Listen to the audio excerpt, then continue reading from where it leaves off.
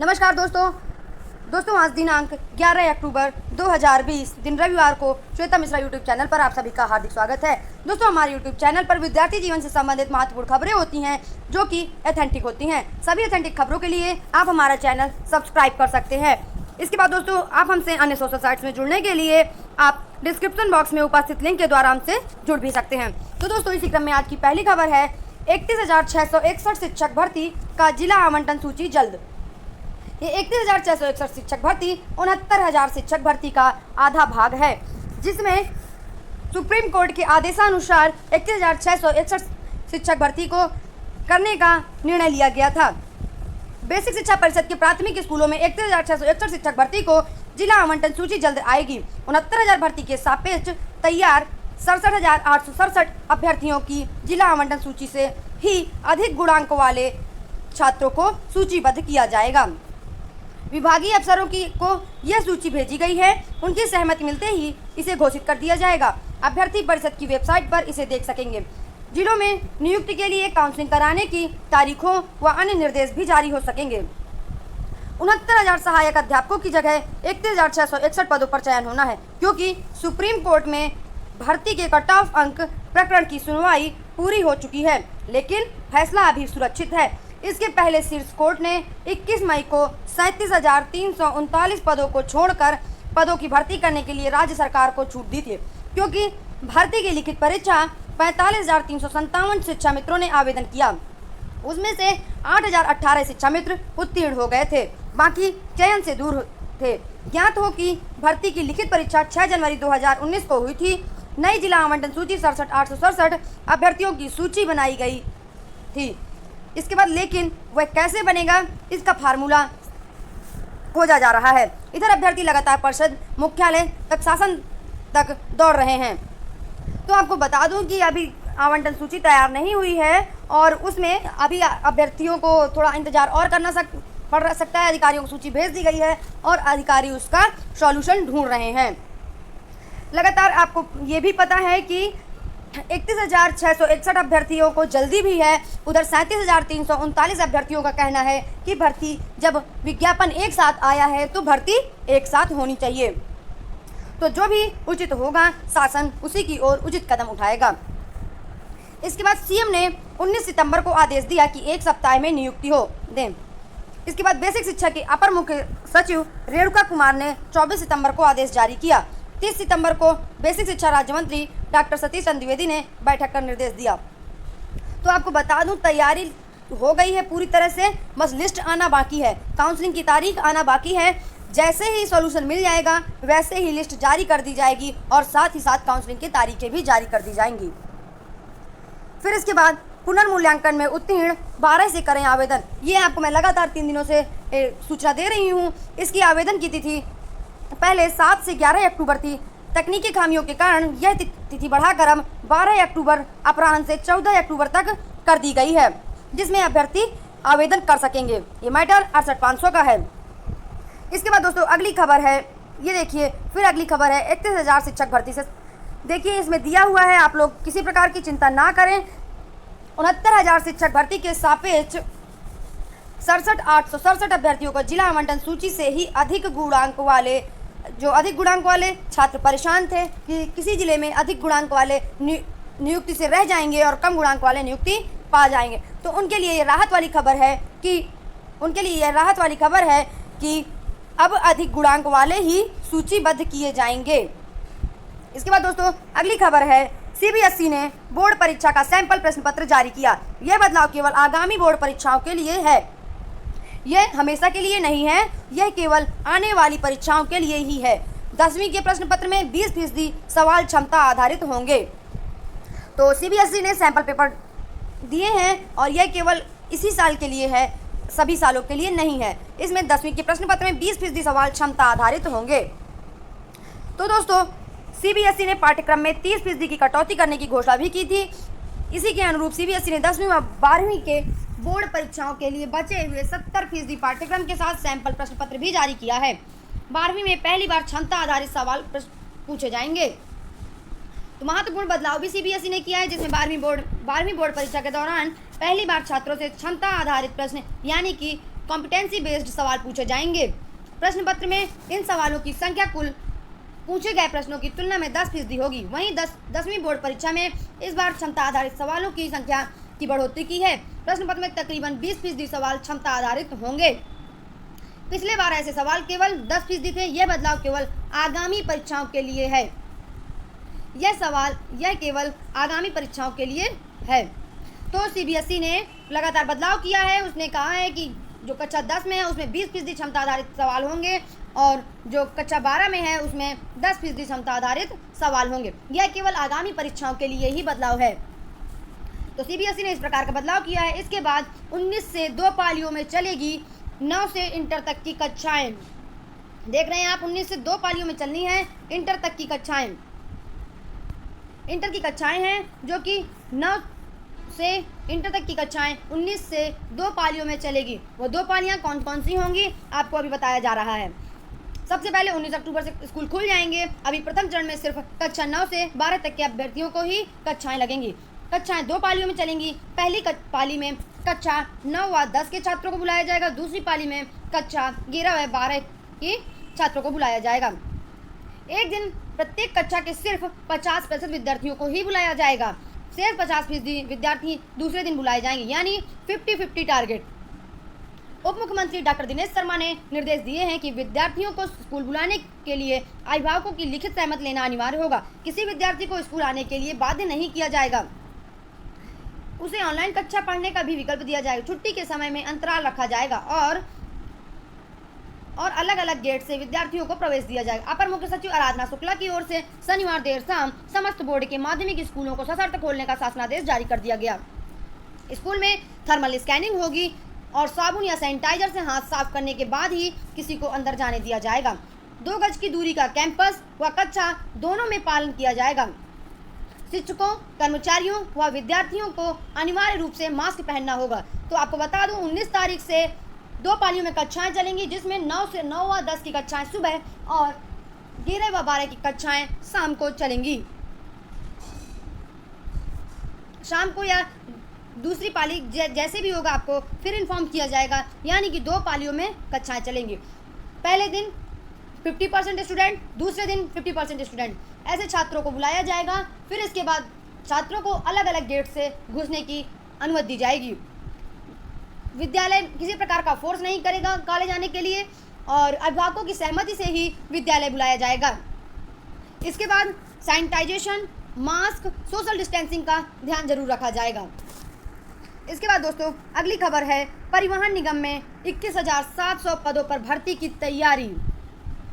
देख रहे हैं आप, 1989 के बाद रोडवेज बसों में होने जा रही है सीधी भर्ती।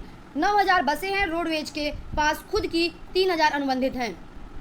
तो कितने कर्मचारियों की ज़रूरत है? 55,000 संविदा हटाकर कितने पदों पर भर्ती का प्रस्ताव भेजा गया है? 21,700। इस समय कितने अफसर कर्मचारी तैनात हैं? 18,000। संविदा पर तैनात चालक और परिचालक 33,000 ये पद खाली हैं। का वर्ग में प्रधान प्रबंधक के 22 पद, खा वर्ग में सहायक क्षेत्रीय प्रबंधक के 68 पद, गा वर्ग में लिपिक संवर्ग के 4,610 पद एवं घा वर्ग में चालक परिचालक के 17,000 पद खाली हैं। यानी कि अब परिवहन निगम में 21,700 पदों पर बम्पर भर्ती होने जा रही है। सभी लोग तैयार हो जाइए। उत्तर प्रदेश राज्य सड़क परिवहन निगम में खाली पदों पर भर्ती होने जा रही है। मुख्यमंत्री के आदेश के बाद निगम प्रशासन ने खाली पदों का ब्यौरा तैयार कर लिया है। निगम में का, ख, गा, घा वर्ग के करीब 21,700 पद रिक्त हैं। इन पदों पर भर्ती का प्रस्ताव शासन को भेजा गया है। शासन के दिशा निर्देश मिलते ही भर्ती प्रक्रिया शुरू कर दी जाएगी। गौरतलब है कि 12,000 बसों के संचालन और निगरानी के लिए 73,000 कर्मचारियों की जरूरत है, लेकिन वर्तमान में 18,000 नियमित और 33,000 संविदा मिलाकर कुल 51,000 कर्मचारी तैनात हैं। इसलिए आज से 22,000 के करीब खाली पदों पर भर्ती होनी है। तो अब दोस्तों परिवहन निगम पर 21,700 पदों पर भर्ती होने जा रही है, जो कि 1989 के बाद होने जा रही है सीधी भर्ती। तो सभी लोग तैयार हो जाएं, जो भी इच्छुक हो तो जल्दी ही इसका आगे शासन से जैसे ही सहमति बन जाएगी वैसे ही निर्देश आपको दिए जाएंगे फॉर्म भरने के। इसके बाद दोस्तों अगली खबर है, परिषदीय विद्यालयों में ब्लॉक स्तरीय तबादले अब ऑनलाइन। तो ब्लॉक स्तर पर तबादले अब अक्टूबर माह में तैयारियां हैं। शिक्षक शिक्षिकाओं के तबादले इस बार ऑनलाइन होंगे। मार्च 2017 के बाद से नहीं हुए थे ब्लॉक स्तरीय तबादले। अक्टूबर के अंतिम हफ्ते से आवेदन लिए जाने की तैयारी है। 5 लाख से अधिक शिक्षक शिक्षिकाओं को मिलेगा तबादले का लाभ। तो अब जो है ब्लॉक स्तर पर तबादले होने जा रहे हैं, जो कि 2017 से मार्च 2017 से नहीं हुए थे। इसमें लगभग 5 लाख से अधिक शिक्षक शिक्षिकाओं को तबादले का लाभ मिलेगा। तो दोस्तों इसके बाद अगली खबर है, यूपीएससी ने जारी किया एनडीए का रिजल्ट। यूपीएससी ने एनडीए परीक्षार्थियों का रिजल्ट जारी किया है, जिसकी वेबसाइट है www.upsc.government.in पर जाकर अपना रिजल्ट देख सकते हैं। यूपीएससी ने एनडीए की परीक्षा 6 सितंबर को पूरे देश में आयोजित कराई थी। पहली बार यूपीएससी एक ही परीक्षा के आधार पर चयन करेगी। पूर्व में 2 परीक्षाओं के आधार पर साक्षात्कार के बाद चयन होता था, लेकिन इस बार एक ही परीक्षा के आधार पर चयन होगा। पास अभ्यर्थियों को देना होगा साक्षात्कार। लिखित परीक्षा के पास हुए उम्मीदवारों को अब साक्षात्कार देना होगा, जो कि सेवा चयन बोर्ड एसएसबी द्वारा आयोजित किया जाएगा। इस बार लगभग दोनों मिलाकर 750 सीटें हैं। लिखित परीक्षा का रिजल्ट जारी होने के बाद से 2 सप्ताह के भीतर ही भारतीय सेना की भर्ती संबंधी वेबसाइट joinindiaarmy.nic.in पर जाकर स्वयं को रजिस्टर कराना होगा। इसके लिए उम्मीदवारों को चयन केंद्र और एसएसबी साक्षात्कार की तिथि आवंटित की जाएगी। परीक्षार्थियों के मार्क्स परीक्षा के फाइनल रिजल्ट खत्म होने के बाद आने के 15 दिन बाद जारी किए जाएंगे। यानी कि अभी इसमें साक्षात्कार भी होगा, जिसमें आपको इस वेबसाइट पर जाकर रजिस्टर करना होगा। फिर इसके बाद साक्षात्कार होगा, उसी के मार्क्स के आधार पर फाइनल रिजल्ट तैयार होगा। उसके बाद आपका सिलेक्शन का पता चलेगा कि सिलेक्शन होगा या नहीं होगा। तो दोस्तों यूपीएससी ने रिजल्ट जारी कर दिया है लिखित परीक्षा का। इसके बाद साक्षात्कार बाकी है, जो कि साक्षात्कार अभी होना है। आप इन वेबसाइट पर जाकर के अपना रिजल्ट देख सकते हैं। अगली खबर है, रक्षा उद्योग क्षेत्र में सृजित होंगे 5 लाख नए रोजगार। लगातार आपको बताती हूँ, डेली बताती हूँ कि रोजगार की पोर्टली खुल चुकी है। अब दिन प्रतिदिन आपको डेली रोजगार मिलेगा, लेकिन पेपरों के माध्यम से। पेपरों में आप देखेंगे, पेपर यूट्यूब के माध्यम से आपको डेली रोजगार मिलेगा। लेकिन सत्य तो यह है कि रोजगार तो मिलते ही नहीं हैं। रोजगार सिर्फ पेपरों और यूट्यूब पर ही आते हैं। आत्मनिर्भर भारत अभियान के तहत घरेलू रक्षा विनिर्माण क्षेत्र को प्रोत्साहित करने के लिए उत्तर प्रदेश में डिफेंस कॉरिडोर की स्थापना की जा रही है। डिफेंस कॉरिडोर की स्थापना की जा रही है, जिसमें पहली बार आयोजित हुए एशिया के सबसे बड़े डिफेंस एक्सपो 2020 में 50,000 करोड़ रुपए से अधिक निवेश प्रस्ताव प्राप्त हुआ है। डिफेंस कॉरिडोर में स्थापित होने वाली औद्योगिक इकाइयों में 5 लाख से अधिक नए रोजगार सृजित होंगे। मेक इन इंडिया के तहत रक्षा क्षेत्र में आत्मनिर्भरता और रोजगार सृजन के लिए भारतीय नौसेना और उत्तर प्रदेश सरकार के मध्य महत्वपूर्ण करार हुआ है। यह अनुबंध उत्तर प्रदेश में स्थापित हो रहे डिफेंस कॉरिडोर की सफलता का आधार बनेगा। इस उद्योग में एमएसएमई व स्टार्टअप प्रोत्साहित होंगे। खरीदारों का से सीधा संपर्क बनेगा। डिफेंस कॉरिडोर भारतीय सेना के रक्षा उपकरणों की आवश्यकताओं को भी पूरी करेगा। यानी कि अब डिफेंस कॉरिडोर बनने जा रहा है, जिसमें केंद्र सरकार राज्य सरकार दोनों की सहमति है। इसमें भारतीय सेना को भी लाभ होगा। भारतीय सेना की रक्षा उपकरणों की आवश्यकता को भी डिफेंस कॉरिडोर पूरी करेगा, और इसमें जो उद्योगपति हैं वो सीधे इससे संपर्क कर सकेंगे। खरीदारों को सीधा संपर्क बना रहेगा। तो 5 लाख लोगों को रोजगार फिर मिलेगा जैसे ही डिफेंस कॉरिडोर का कार्य पूरा होगा। इसके बाद दोस्तों अगली खबर है, 12 से 14 अक्टूबर तक भरें जनपद का विकल्प। 68 सहायक अध्यापक भर्ती में पुनर्मूल्यांकन में सफल 23 अभ्यर्थियों की नियुक्ति के लिए सचिव बेसिक शिक्षा परिषद ने अभ्यर्थियों को 7 से 11 अक्टूबर तक आवेदन मांगे थे।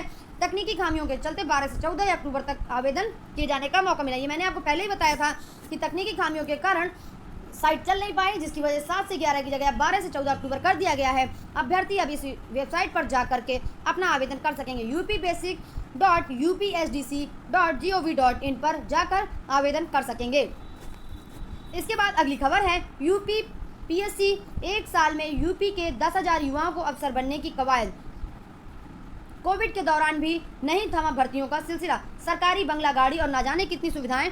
कोरोना काल में उत्तर प्रदेश में हजारों युवाओं के इस सपने को साकार करने के लिए उत्तर प्रदेश लोक सेवा आयोग ने कवायद तेज कर दी है।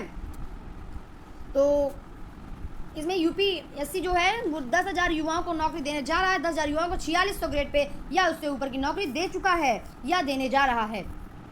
इसमें शनिवार को घोषित ACF RFO 2017, ये आपको हमने कल शाम की वीडियो में ही बताया था। ACF RFO का रिजल्ट आ चुका है कि परिणाम के तहत 13 पदों के 137 पदों समेत कुछ दिनों पहले ही PCS 2018 के माध्यम से 796 पद, RO-ARO 2017 के तहत 809 पद, LT ग्रेड शिक्षक भर्ती हिंदी के 1433 पदों पर चयन प्रक्रिया पूरी की जा चुकी है। सीधी भर्ती के माध्यम से अब तक 2000 अधिक नौकरियां दी गई हैं। इसके अलावा APO के 17 पद, BEO के 309 पद, LT ग्रेड सामाजिक विज्ञान के 18 से 54 पद, PCS 2019 के 474 पद, RO-ARO 2016 के 361 पदों समेत भर्ती परीक्षाओं की प्रक्रिया शीघ्र होने जा रही है। कुछ पदों पर भर्ती हो चुकी है, कुछ पदों पर होने जा रही है, तो इसमें 10,000 लगभग छात्रों को नौकरी मिलेगी। इसके बाद दोस्तों अगली खबर है 19 जिलों में PCS प्री परीक्षा आज। जितने भी PCS कैंडिडेट हैं सभी को मेरी तरफ से इस वीडियो के माध्यम से बेस्ट ऑफ लक। आज 19 जिलों में PCS की परीक्षा है जो कि 11 अक्टूबर को 95,696 अभ्यर्थी परीक्षा देंगे। परीक्षा 2 पालियों में है, सुबह 9:30 से 11:30 बजे और अपराह्न 2:30 बजे से 4:30 बजे तक। पहली पाली में सामान्य अध्ययन व दूसरी पाली में CSET का पेपर होगा। पिछली परीक्षाओं की तरह इसमें भी माइनस मार्किंग लागू रहेगी। परीक्षा के लिए प्रयागराज समेत आगरा, आजमगढ़, बरेली, गोरखपुर, अयोध्या, गाजियाबाद, जौनपुर, झांसी, कानपुर नगर, लखनऊ, बाराबंकी, मेरठ, मुरादाबाद, मिर्जापुर जैसे 19 जिलों पर PCS की परीक्षा होने जा रही है। प्रशासनिक स्तर से भी पुख्ता इंतजार किए गए हैं और परीक्षा 200 पदों पर भर्ती के लिए आयोजित की जाए। 200 पदों के सापेक्ष आप देखिए 200 पदों के सापेक्ष 95,696 अभ्यर्थियों ने आवेदन किया है। देखिए बेरोजगारी का आलम, 200 पदों के सापेक्ष 95,696 अभ्यर्थियों ने आवेदन किया है। तो जिसकी परीक्षा आज है सभी 95,696 अभ्यर्थियों को दोबारा मेरी तरफ से बेस्ट ऑफ लक। इसके बाद दोस्तों अगली खबर है ACF RFO परीक्षा में यूपी की बेटियों ने किया टॉप। फिर आपको दोबारा यूपी की बेटियों ने टॉप किया। PCS में हरियाणा की 2 बेटियों ने टॉप किया था। तो इसमें है पहले नंबर पर अपूर्वा पांडे ACF और प्रीति पांडे RFO सामान्य चयन की मेरिट्स में अव्वल रहीं। तो ये 2 महिलाएं हैं, 2 छात्राएं हैं जिन्होंने टॉप किया है। इसके बाद दोस्तों अगली खबर है 19 अक्टूबर से 2 पालियों में खुलेंगे स्कूल। मैंने आपको पहले ही बताया था 19 अक्टूबर से 2 पालियों में स्कूल खुलेंगे। एक दिन में एक कक्षा में अधिकतम 50% छात्र ही रहेंगे। माता पिता व अभिभावकों के लिखित सहमति के बाद ही विद्यालय बुलाया जाएगा।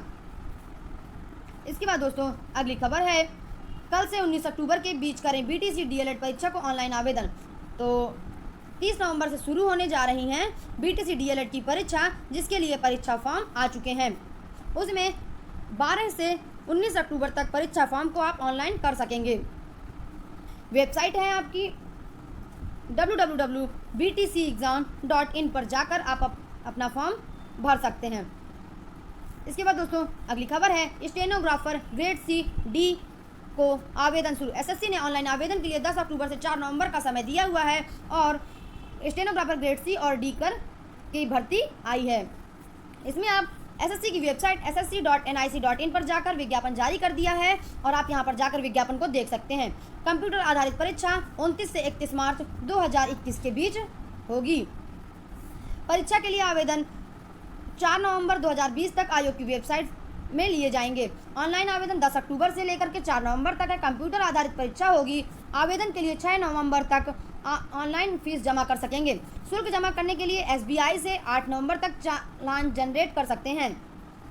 चालान जनरेट किए जाने के बाद SBI में 10 नवंबर तक आवेदन शुल्क जमा किया जा सकता है। स्टेनोग्राफर ग्रेड C व D के आवेदन के लिए शैक्षिक योग्यता किसी मान्यता प्राप्त बोर्ड से 12वीं अथवा समकक्ष परीक्षा पास होनी चाहिए। परीक्षा में सम्मिलित होने के लिए अनारक्षित वर्ग के लिए 100 रुपये आवेदन शुल्क रखा गया है, जबकि आरक्षित वर्ग के लिए कोई शुल्क नहीं रखा गया है। स्टेनोग्राफर ग्रेड C व D परीक्षा में कंप्यूटर आधारित परीक्षा व स्किल टेस्ट के बाद ही चयन होगा। SSC का जो फॉर्म आया है उसमें कंप्यूटर टेस्ट की लिखित परीक्षा व स्किल टेस्ट के बाद ही चयन हो सकेगा। यह इसका आवेदन आप 10 अक्टूबर से 4 नवंबर तक कर सकेंगे। यह परीक्षा 29 से 31 मार्च के बीच होगी। इसमें कक्षा 12वीं किसी मान्यता प्राप्त बोर्ड से 12वीं पास होना चाहिए, वही अभ्यर्थी इसके लिए आप एलिजिबल हो सकते हैं।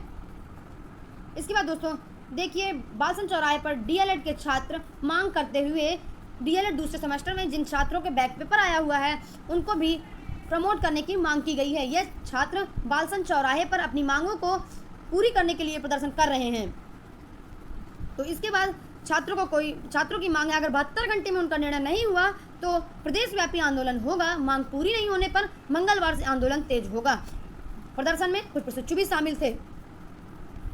तो दोस्तों आज बस इतनी ही खबर, और अगर आपको मेरा चैनल अच्छा लगा हो तो ज़रूर सब्सक्राइब करिएगा, और हमसे जुड़ने के लिए आप लगातार हमारे डिस्क्रिप्शन बॉक्स पर जा करके आप हमसे जुड़ सकते हैं और अपने